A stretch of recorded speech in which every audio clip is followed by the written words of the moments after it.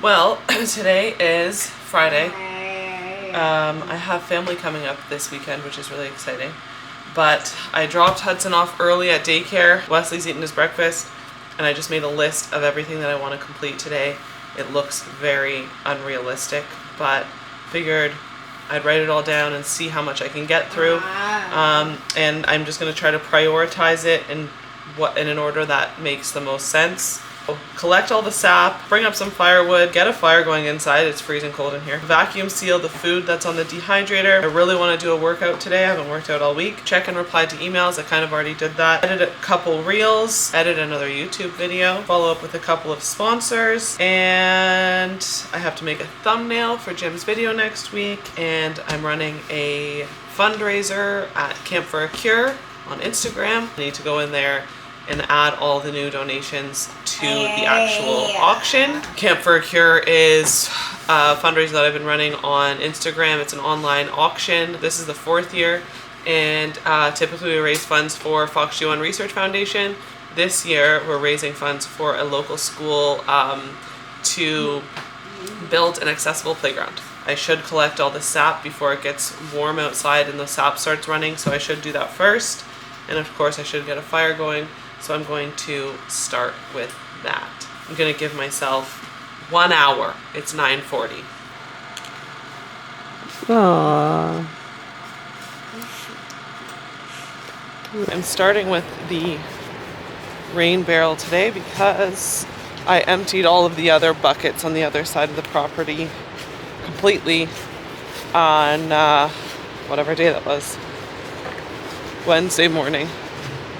So hopefully I can empty this completely today and have it all up at the top of the property in the driveway ready to be boiled down. We'll see how much is in here. Holy crap. It's really full. Oh man, I probably lost some. Look at this rock is wet.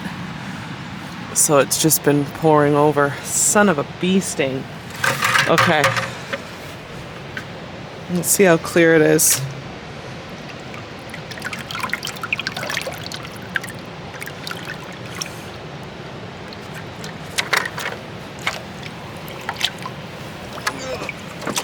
Holy macaroni.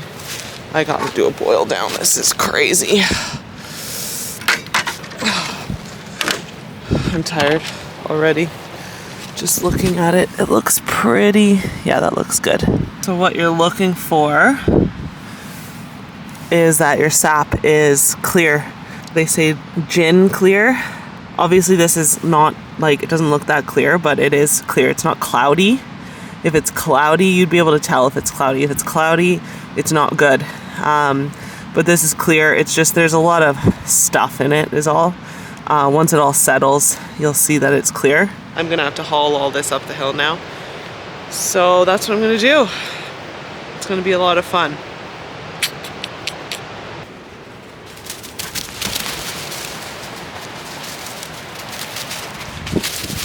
You're crazy.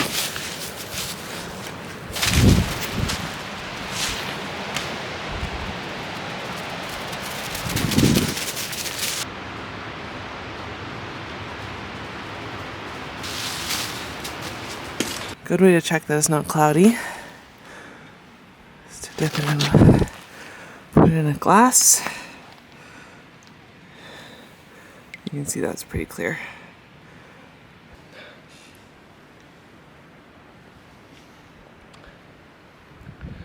Delicious. It's just a little sweet.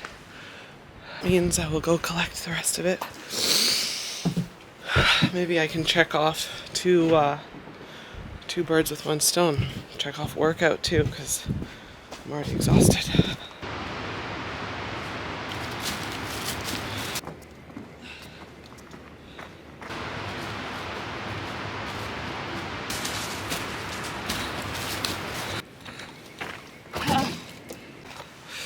So, change of plans. Based on how much sap I have, which a shocking amount really. I mean, I guess it's not that shocking, but anyways. Shocking amount. 140. I have 140 liters right beside me. There's another at least 40 in that rain barrel, and I can guarantee there's at least 2, 4, 6, another 100 liters on the other side of the property, have all the buckets. So I have, you know, a lot of sap to get through. It's not going to be the best weather this weekend, but I'm feeling a little pressured to get through some of it. And I have family coming up this weekend, so it will be easier to manage because we're going to be in and out. There's going to be a lot of people, so I can leave Hudson with them while I manage it. I have more hands to carry buckets, to carry firewood, and we're Jamaican and we like to drink, so we can stay up late and manage the sap until ungodly hours of the night. So I'm gonna get the fire going.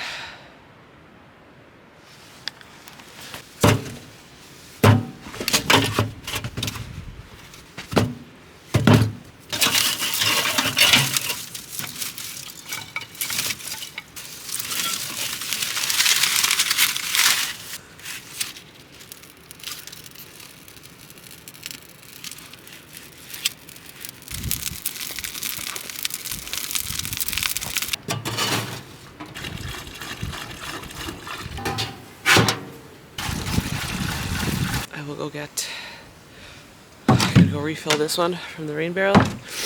Got 40 liters on the stove, and once I fill this, I'll have another 140 up here to keep boiling. We're gonna keep boiling. What have I done? Okay, it is 10:55. That took me 10 minutes longer than I expected. However, I did receive a phone call at 10 about paddle like a girl. So I had a business call for about 10 minutes. So there you go. Check and check. At least my coffee's still hot. Let's go downstairs. One thing I am going to do is take off this sloppy Joe meat here and put it into a bowl lined with paper towel.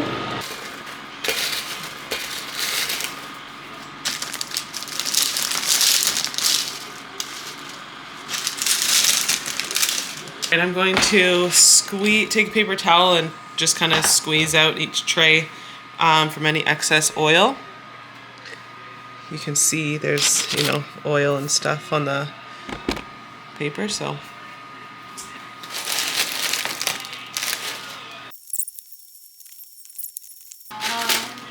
All right.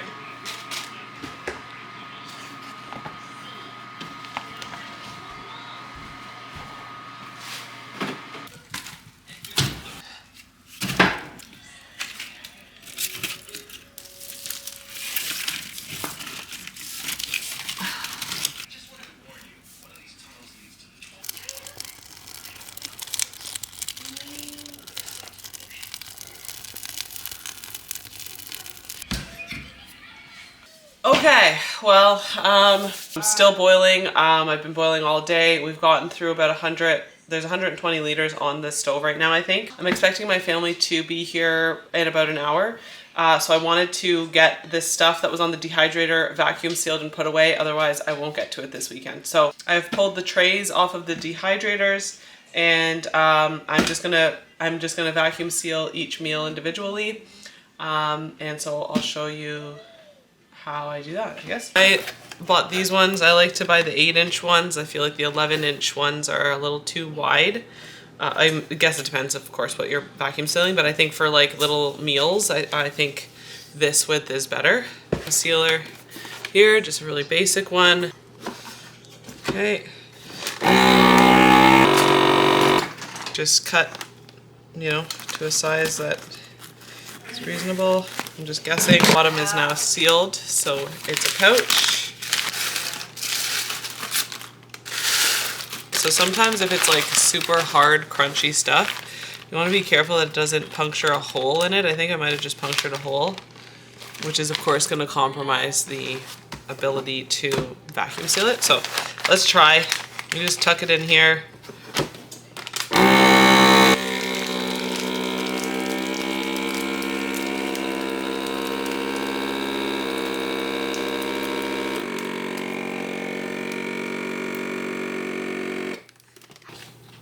Yeah, so I can hear a hole. Let's try that again.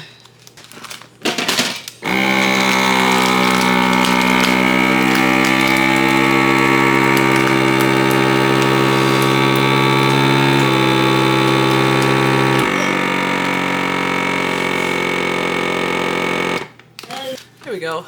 It's small, but it worked. Oh, I'm just gonna do that over and over again. Whoa. I'll put it, hold on.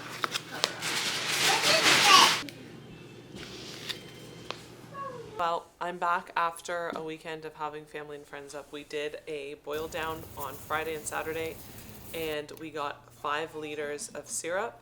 So it was really nice to be able to share that with my family. Today I'm going to make some coconut curry. I'm just going to show you my recipe. I got my recipe from my dad, so I don't know if it's the right way to make coconut curry chicken, but it's fine. So I'm going to make some coconut curry, cook that up, and get it on the dehydrator. Separately, I'm going to dehydrate some canned chicken. You may have noticed that Wesley is home with me again today. He's had 2 back-to-back snow days after being off school for March break. So despite wanting to get a lot of things done, I have gotten a fraction of what I planned to do done this week. One day I'll get better at this. Okay, broccoli from Costco, red pepper. I'm adding carrots this time. Oh great, a rotten onion. All right, one of my favorite knives in the kitchen, Cold Steel Butcher Knife Commercial Series.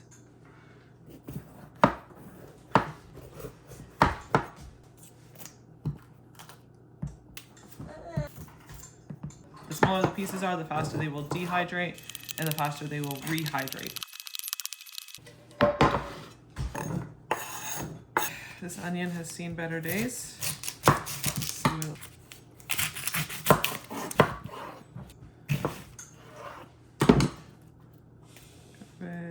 Garbage. All right.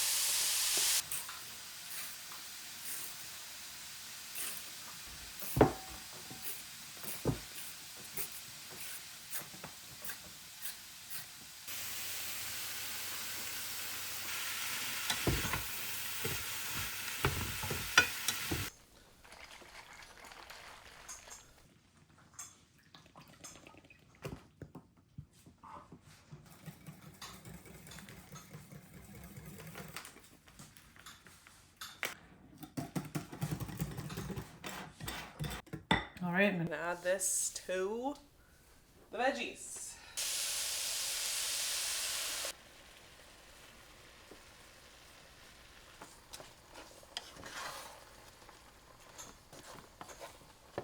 This child stuck. Are you done in here? You're sounding a little whimpery. 1, 2, 3. Oh. Oh. Wesley, you're so cute. Wesley hasn't been really having the best sleeps lately. This crying at night thing has been going on for probably almost 2 months now. They did increase his seizure medicine.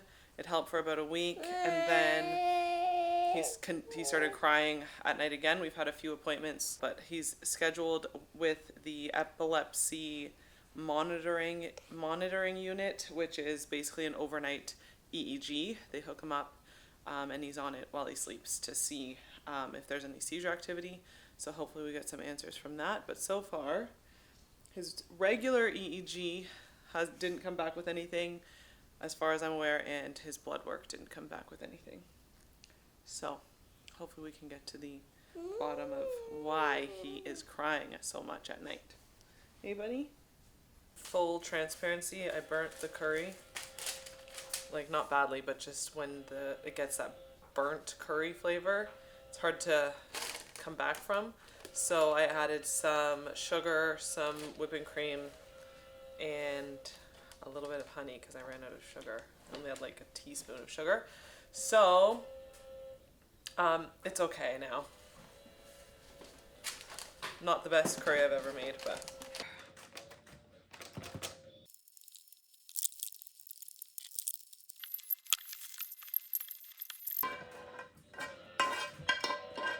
filled up 4 trays. I have 1 empty tray on the top.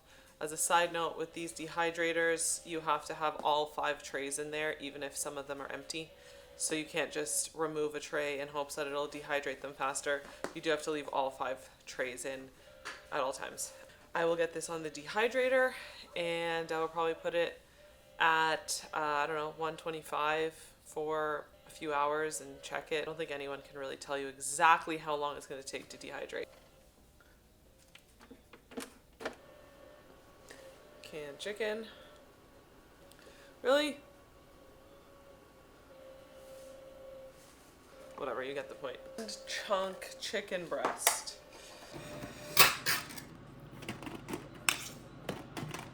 And you might be wondering, why not just bring the canned chicken with you instead of going through all this work and dehydrating it?